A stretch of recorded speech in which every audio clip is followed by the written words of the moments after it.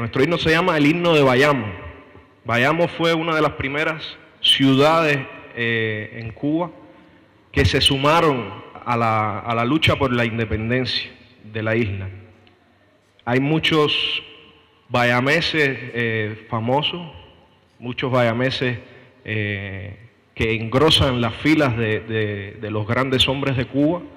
Por ejemplo, Carlos Manuel de Céspedes, Perucho Figueredo, que Perucho Figueredo fue uno de los que, fue el que escribió la letra de este himno, montado en la montura de su caballo. Se dice que así lo escribió. Y el himno fue elaborado en el contexto de la quema de Bayamo. Los pobladores de Bayamo, las fuerzas independentistas de Bayamo prefirieron quemar su ciudad antes de que fuera tomada por el ejército español. Así que nosotros también tenemos, Antonio, esa tradición de lucha y de rebeldía. Y quería empezar por esto porque yo creo que esto es uno de los principios de la Revolución Cubana y es uno de los grandes aportes de Fidel al pensamiento revolucionario cubano y latinoamericano.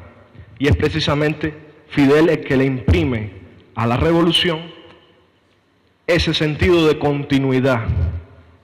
O sea, Fidel define, desde que comienza a participar en la lucha revolucionaria, se define como un continuador de las luchas del pueblo cubano por su independencia. O sea, y esto es muy importante, el principal objetivo de la Revolución Cubana, desde que comenzaron las primeras luchas por la independencia, es precisamente obtener la soberanía y la independencia del país.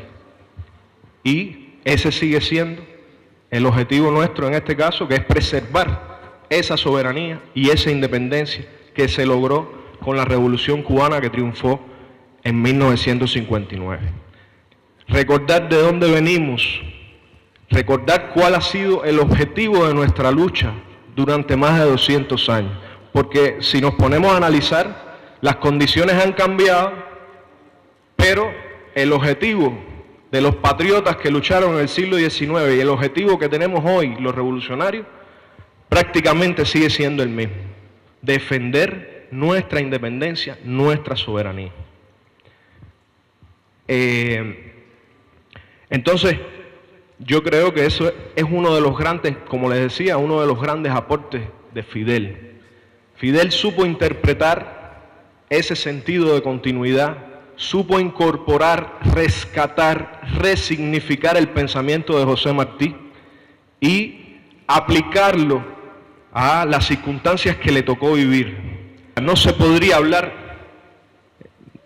absolutamente de Revolución Cubana si no se menciona la importancia del liderazgo de Fidel. Y de una de sus virtudes, realmente el compañero hacía referencia a una frase de Fidel que si llego, ¿cómo es? Si llego entro, si salgo llego, si llego entro y si entro triunfo. Algo así. Eso refleja la casi sobrenatural confianza en la victoria que tenía el compañero Fidel.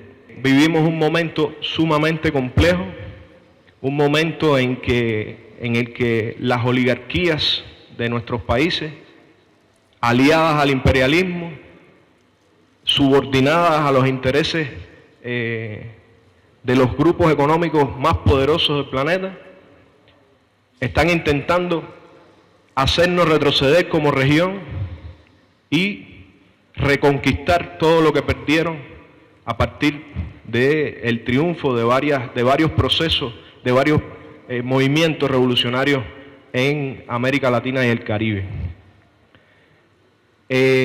Las revoluciones las hacen los pueblos. Las revoluciones son procesos inacabados.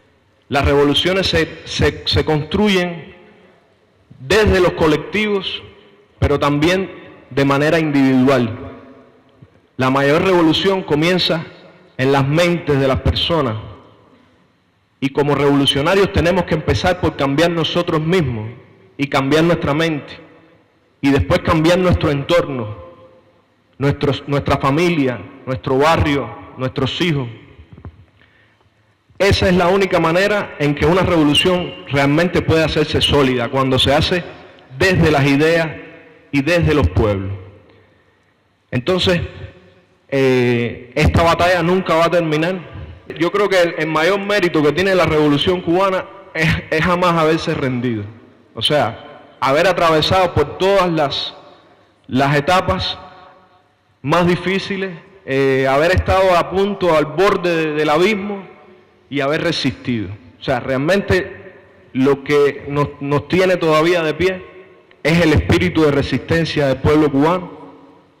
Ha sido la guía certera, el liderazgo de nuestro comandante Fidel Castro, y ha sido también el trabajo que se ha realizado en aras de construir un poder popular y de llevarle el poder a la gente y de crear nuevas estructuras que respondan a los intereses de la gente y a los intereses de los más humildes.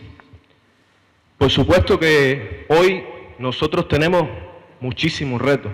Estamos en uno de los momentos más difíciles de nuestra historia.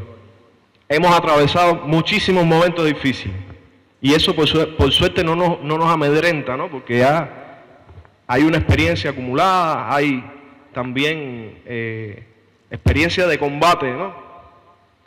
Y la experiencia también de haber estado en condiciones siempre muy difíciles. Desde que nació la revolución ha sido así.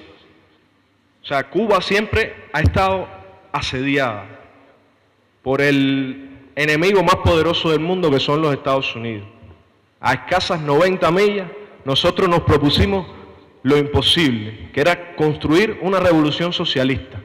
Ese bloqueo que, bueno, todavía seguimos luchando por que se elimine, aunque parece, por la política de este nuevo presidente de los Estados Unidos, que ese bloqueo se va a fortalecer, se va a hacer más rígido, y en la misma medida tiene que arreciar también la solidaridad internacional y la lucha diplomática y política porque se levante ese bloqueo. Ese bloqueo, muchas personas lo ven en abstracto y no se dan cuenta que es algo concreto, real, que sufrimos los cubanos todos los días. Es el principal y sigue siendo el principal obstáculo al desarrollo económico y social de nuestro país. Es una violación también de los derechos humanos de los cubanos, pero no solo afecta a los cubanos, porque el bloqueo tiene un carácter extraterritorial. Es un conjunto de leyes que le impiden a terceros países y a instituciones financieras, económicas de otros países tener relaciones económicas normales con Cuba. Y les voy a poner un ejemplo muy fresco, muy fresco. Hace unos días, ustedes saben que nosotros hace poco sufrimos los embates del huracán Irma, que fue sumamente destructivo y que nos provocó daños realmente bastante severos. A partir de ahí se activó la solidaridad internacional, muchos amigos se nos acercaron en todo el mundo con el interés de hacer una donación, contribuir, etc. Y desde nuestro país se habilitó una cuenta bancaria para todo el que quisiera hacer una donación para los damnificados del huracán Irma, pues lo depositaron, hicieran la transferencia. Pues entonces se dio el caso de que en Holanda, un banco holandés, se negó a hacer esa transferencia precisamente por temor a ser multado por las leyes del bloqueo. Hay bancos como el banco francés Paribas que le pusieron una multa, no tengo bien clara la cifra, pero fueron miles de millones de dólares. Una multa por tener relaciones con Cuba.